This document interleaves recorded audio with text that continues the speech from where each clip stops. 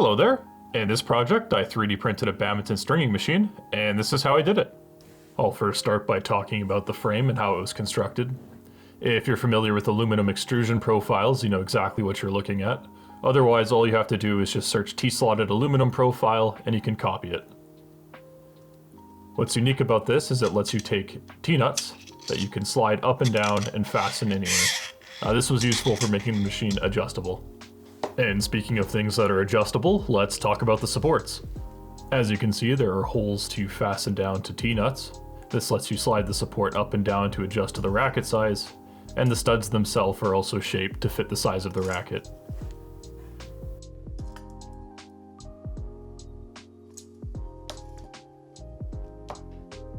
For supporting the sides of the racket, I have these side studs.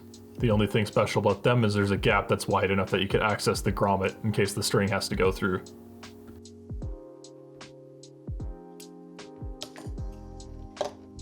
Last but not least, let's talk about the tensioning rail. It's comprised of two main parts, the first of which is a ratchet and paw mechanism. What I have in my hand here is the ratchet wheel, and that snaps on to an accompanying paw that's nearby. And if you're not familiar with the ratchet wheel, what it lets you do is turn the wheel in one direction and the paw will click to stop the tension from being released and going back. The second part is the tension sled. It is basically a sled with a clamp on it that can hold the string in place, and it also has room to hold a scale. When the ratchet wheel is turned, the sled moves and the scale will pull on the string, giving a measurement of what the tension is.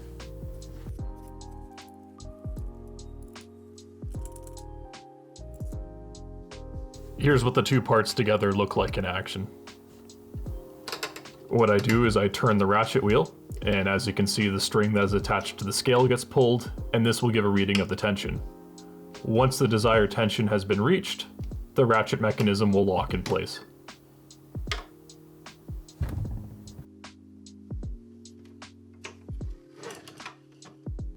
All that's left to do now is to attach the racket to the stringing machine, set it up, and see how it works. Now, full warning, I have never strung a racket before, so I'm gonna have to speed things up here while I try to figure it out.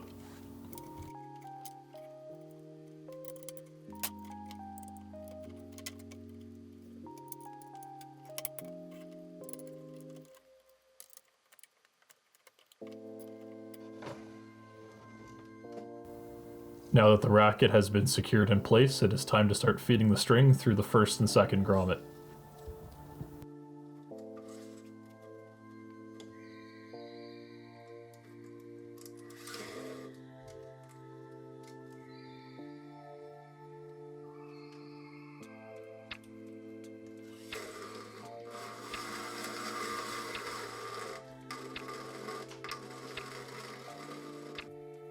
Now, since I'm using fly clamps, I'll also have to thread through the third grommet, since I'll need to use another clamp to try and start the tension.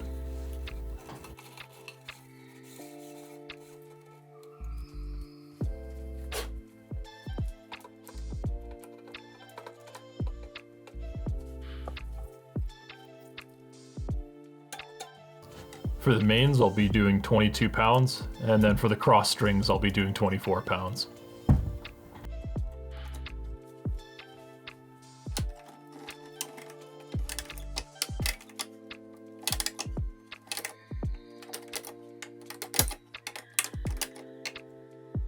Now that the tension has been started, I'll go ahead and insert the fly clamps.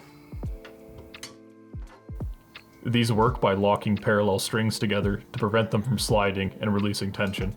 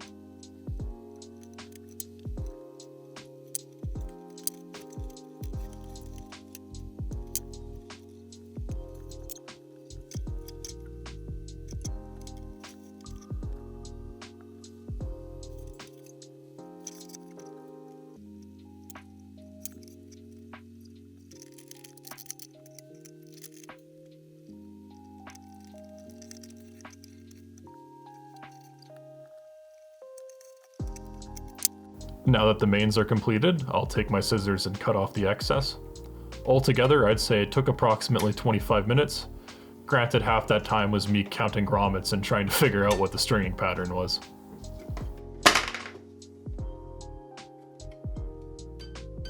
It seemed to have held the tension alright, except there was some loss in the middle that we can hear.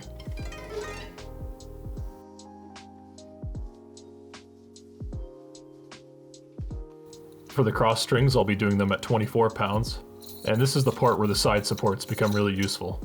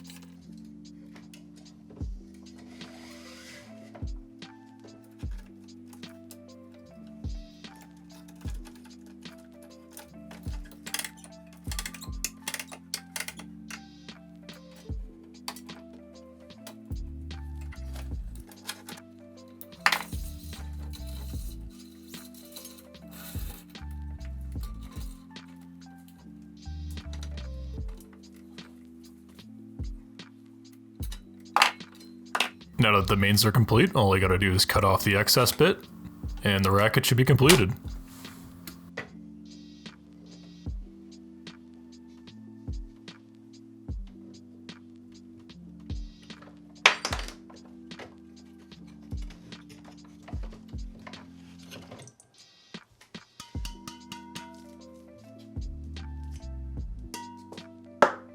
The test ended up being successful, and on that note, thank you for watching.